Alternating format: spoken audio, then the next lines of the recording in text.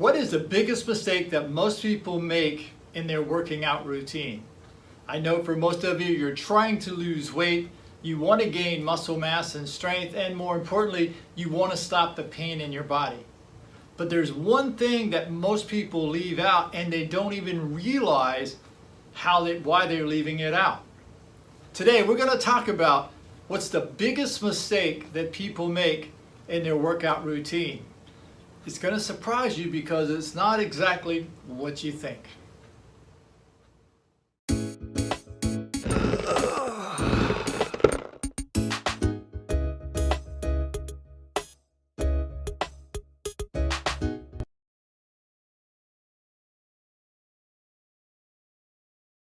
Hello everybody, and welcome back to the Muscle Repair Shop. My name is Butch Faust. I'm a functional massage therapist, and my strong suit is how to help people stop their pain. And I was recently listening to Tom Bilyeu on the Impact Theory, his last podcast that he dropped, I think it was last week, and he was talking about laziness and the workouts that he does and the things that he does to try to keep his body as pain-free as possible.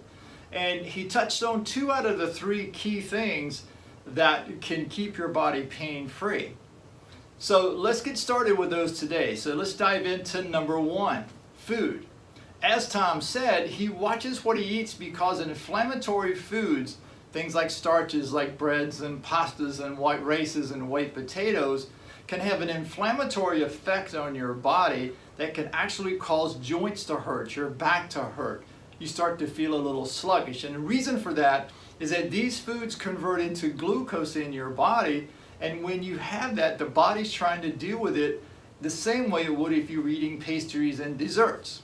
So choosing foods that are very good for your body, things like green leafy vegetables, a more plant-based diet, what it does for you is it allows the body to work at a much higher level. Now I realize for a lot of athletes, they'll talk about how they carve up before they go out for a race day, or they carve up before they go out for their triathlon. And I get that, it's for energy and that's what it's for. But you as an everyday average person who is going to the gym working out 3 times a week, for instance, what happens is that you actually increase the inflammatory response. You see, as a top athlete, they're burning those calories off very quickly in the event that they're in.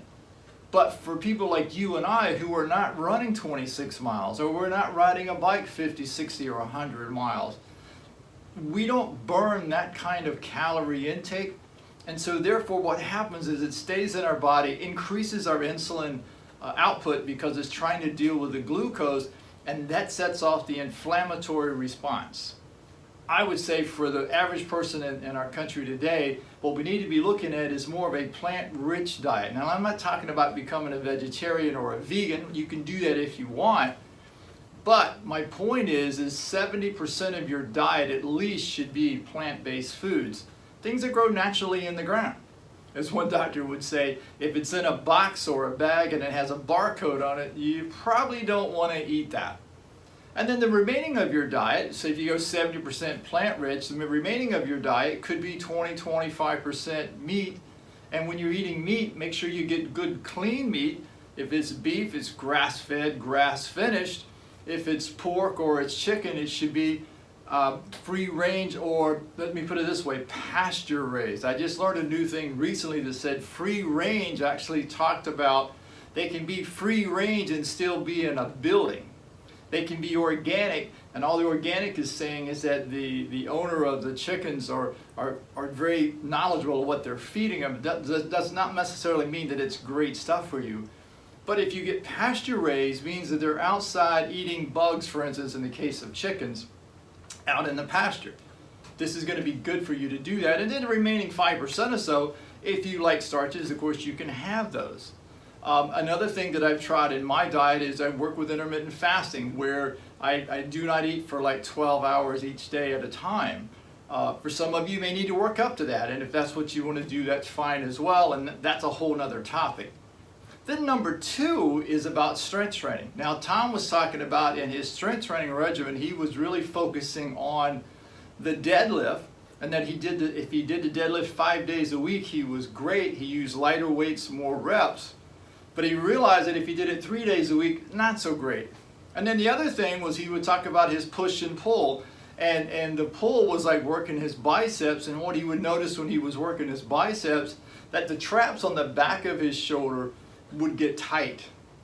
Well, there's a couple of reasons for that. Number one, to be able to do the deadlift 5 days a week, what it does is it forces warm blood into the muscle tissue, causing his muscle tissue to become more pliable.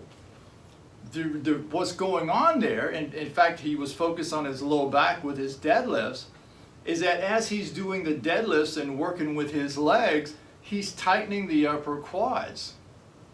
And by tightening those upper quads, it shifts the pelvis forward, and he's tightening his inner thighs, which also shifts the pelvis forward, which increases the compression in the lower part or lumbar part of the back. Now, when he does the bicep curls and he's working on his chest, he's tightening the outside chest muscle here, which rounds the shoulder in, which increases the compression and pressure back on his traps on the backside of his shoulder there, and that creates pain.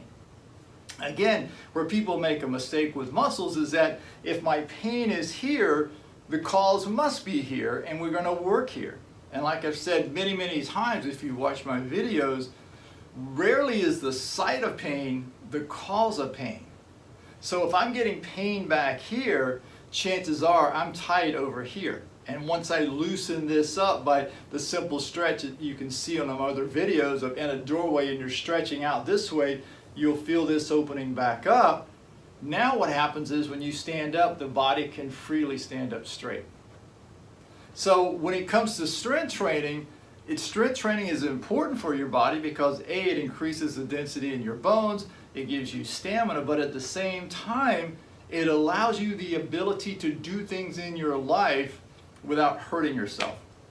Now, I said he hit 2 out of 3, so those were the 2 out of 3 that he hit. The third one that he missed was stretching. Now, before I go any further, let me be clear here. When I say stretching, especially with my stretch and release technique, I am not talking about the stretching you do at your physical therapy office. I'm not talking about the stretching you do at the gym because most of that is strength training. We don't understand that stretching is more of a mental, emotional thing than it is a physical thing. Your body cannot let go physically until you can let go emotionally.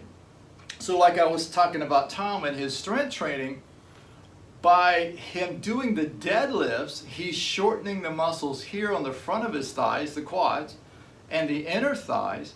So when he stands up, his pelvis, especially when the muscles get cool, his pelvis is tilting forward, and as it does that, it increases the curve in the small of his back, causing compression on the disc in his back.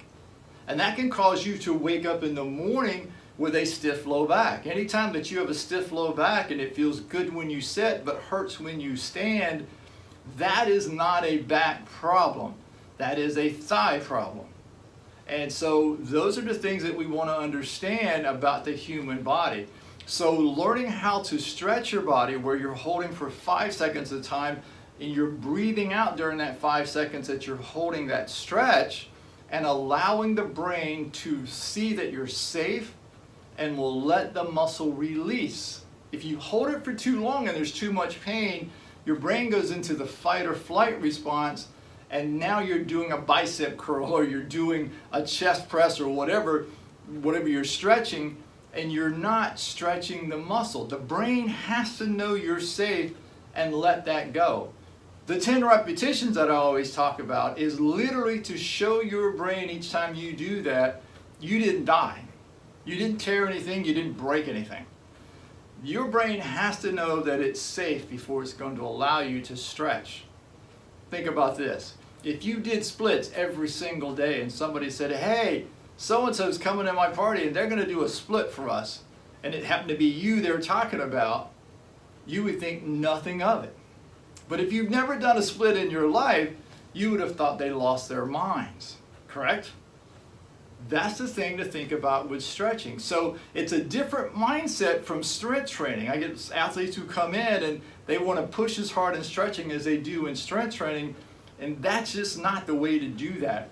If you push hard in stretching like you do in strength training, you are strength training and you're going to hurt yourself.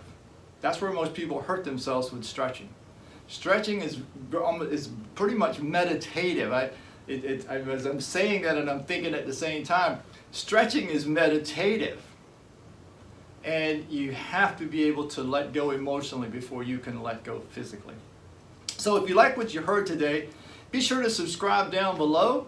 Share this with your friends. Ring the bell so that every Monday you can get a new video from me talking about these issues. And for now, see ya.